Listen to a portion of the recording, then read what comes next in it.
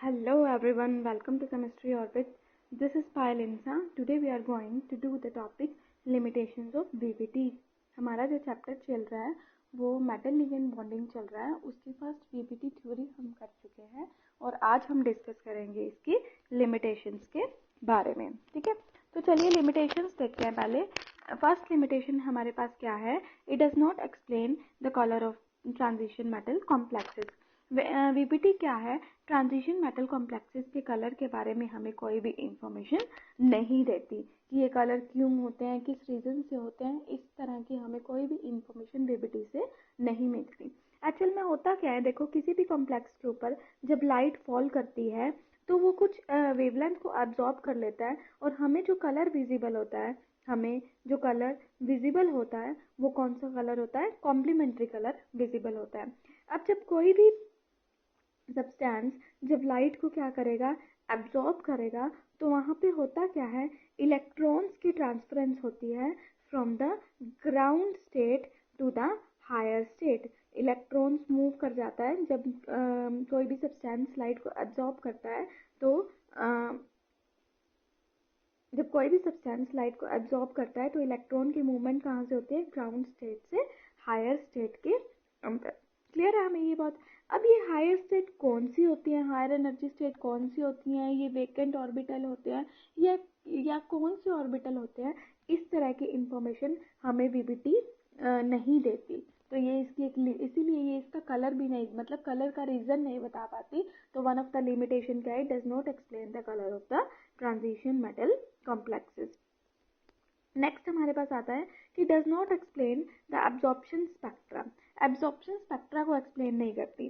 कहने का मतलब क्या है? देखिए मैं कुछ एग्जांपल लेकर चलती हूँ. सपोज मेरे पास कॉम्प्लेक्सेस हैं जिसमें मेरे पास क्या है? मेटल की ऑक्सीडेशन स्टेट सेम है, मेटल +2.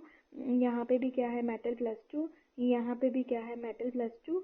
यहाँ पे भी क्या है? मेटल +2. और यहाँ पे जो लिगेंड्स है वो डिफरेंट है. लिगेंड 1 2 3 4 हम ये सपोज कर रहे हैं. ठीक है, अब देखो ये क्या कहते हैं कि इसमें हर एक एग्जाम्पल में, हर एक कॉम्प्लेक्स में क्या है कि ग्राउंड स्टेट और एक्साइटेड स्टेट की एनर्जी डिफरेंट है. इन दोनों के जो बीच का गैप है ना, ग्राउंड स्टेट और एक्साइटेड स्टेट के बीच का गैप क्या है? अलग है. यानी कि जब लाइट, कोई भी सब्सटेंस जब लाइट को एब्जॉर्ब कर रहा है तो उसकी जो एब्जॉर्प्शन स्पेक्ट्रा है, मतलब इन दोनों के बीच का जो डिफरेंस है, यानी कि जो एब्जॉर्प्शन स्पेक्ट्रा है वो हर एक कॉम्प्लेक्स का क्या है? एब्जॉर्प्शन स्पेक्ट्रा हर एक कॉम्प्लेक्स का क्या है? डिफर है. ऐसा क्यों? ऐसा VBT ने हमें कोई एक्सप्लेन नहीं किया. अब देखो इन सब में मेटल तो सेम ही है ना, मेटल सेम है यानी कि उसके ग्राउंड स्टेट और एक्साइटेड स्टेट भी तो सेम होने चाहिए. बट लिगेंड डिफरेंट होने के कारण ग्राउंड स्टेट और एक्साइटेड स्टेट के बीच की एनर्जी चेंज हो जाती है. किसी में ये कम है, किसी में ज़्यादा है, किसी में बहुत कम है. दैट मीन्स उनका एब्जॉर्प्शन स्पेक्ट्रा क्या आता है? डिफर आता है. तो इस चीज़ की एक्सप्लेनेशन भी हमें VBT नहीं देती कि ऐसा क्यों हुआ कि सेम मेटल होने के बावजूद भी उनकी ग्राउंड स्टेट और एक्साइटेड स्टेट में की एनर्जी में डिफरेंस जो है वो हर कॉम्प्लेक्स में क्या कर रहा है?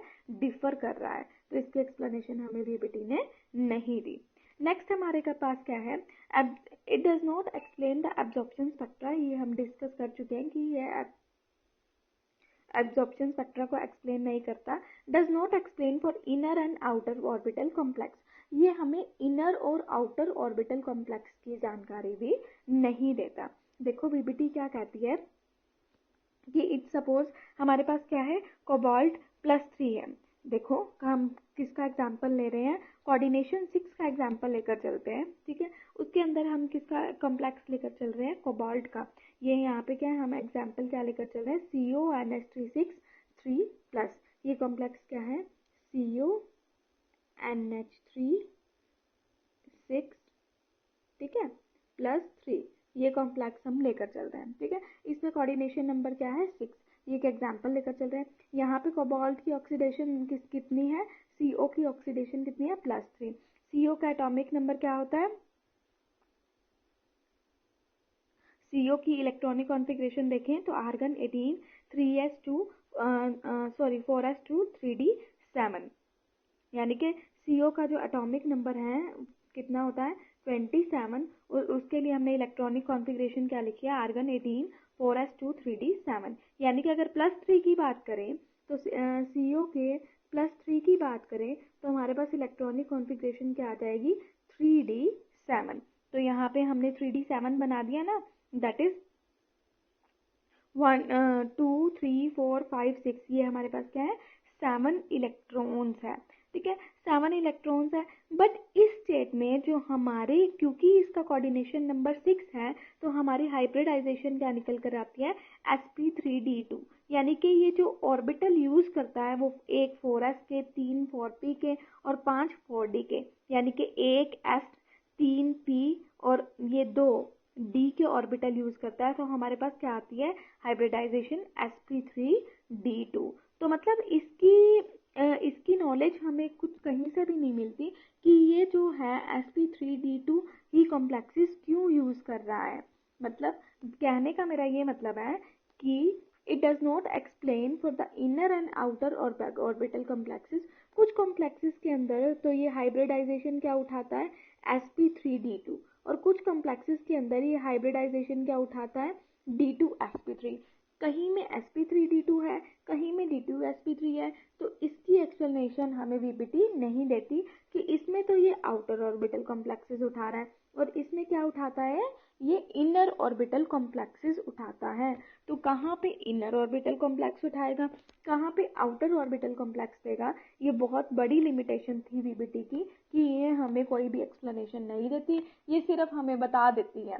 ये सिर्फ हमें एग्जाम्पल्स के थ्रू हमें पता चलता है कि इसमें इनर ऑर्बिटल ले रहा है और यूज हो रहा है और इसमें आउटर ऑर्बिटल।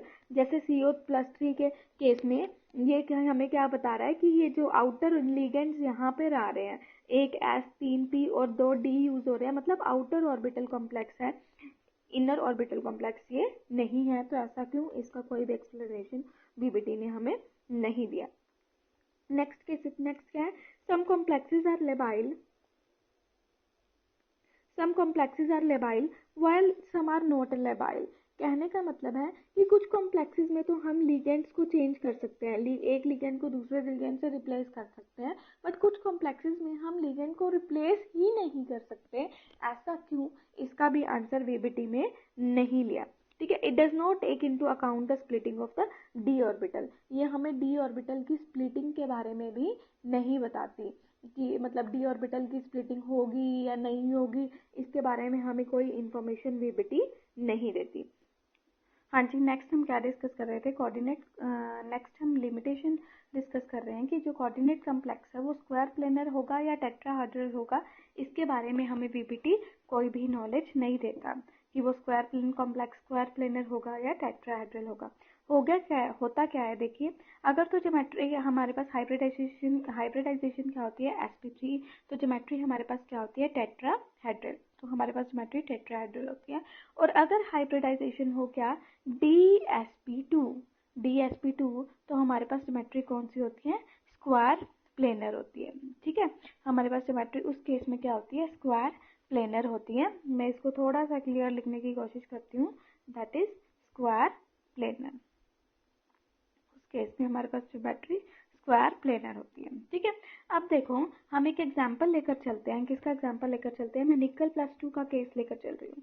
ठीक है, कोऑर्डिनेशन नंबर 4 के केस में मैं किसका केस लेकर चल रही हूँ, निकल +2 का केस लेकर चल रही हूँ। अब देखिए, निकल के अंदर, निकल के एटॉमिक नंबर क्या है, 28। तो उसकी इलेक्ट्रॉनिक कॉन्फ़िगरेशन क्या होती है, 4s2 आर्गन 18 4s2 3d 8।